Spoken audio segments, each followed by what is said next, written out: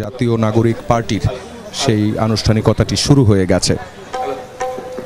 ইশরাত, আমরা দেখতে পাচ্ছি যে জাতীয় নাগরিক পার্টির যে আত্মপ্রকাশ আয়োজন, এই আত্মপ্রকাশ আয়োজনের যে মূল আনুষ্ঠানিকতা সেটি কিন্তু শুরু হয়ে গেছে। কিছুক্ষণ আগেই এই নতুন যে দল, সেই নতুন দলের উত্তরাঞ্চলের দায়িত্বে যিনি নিচ্ছেন, মুখ্য সংগঠকের দায়িত্ব সার্জিস আলম, তিনি এসে যে রাজনৈতিক নেতৃবৃন্দ এসেছে, ফ্যাসিবাদ বিরোধী যে রাজনৈতিক দলগুলো আছে সেই রাজনৈতিক দলগুলোর নেতৃবৃন্দ এবং তাদের যে প্রতিনিধিরা এসেছেন তাদের সঙ্গে তিনি কুশল বিনিময় করেছেন, শেক হ্যান্ড করেছেন, কোলাকুলি করেছেন।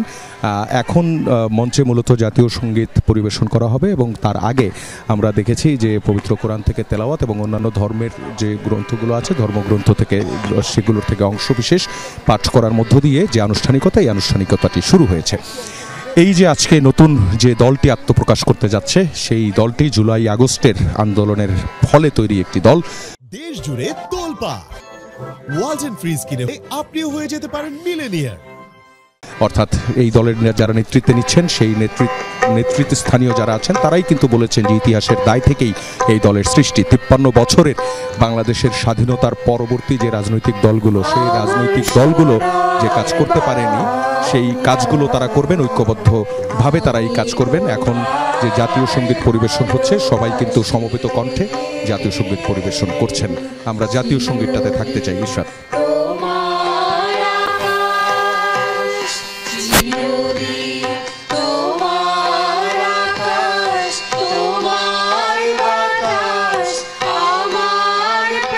আমরা কিছুক্ষণ পর আবারও আপনার সঙ্গে যুক্ত হব। জাতীয় সঙ্গীতের মধ্য দিয়ে শুরু হলো কিন্তু এই আত্মপ্রকাশ আয়োজনের আনুষ্ঠানিকতা।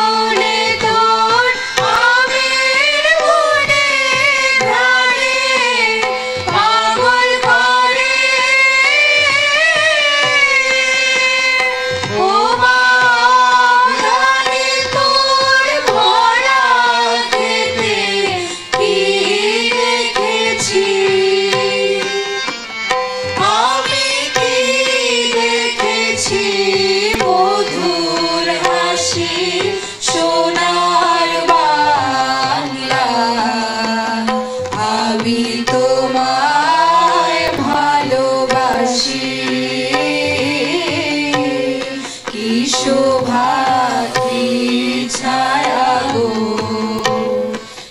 স্নেহ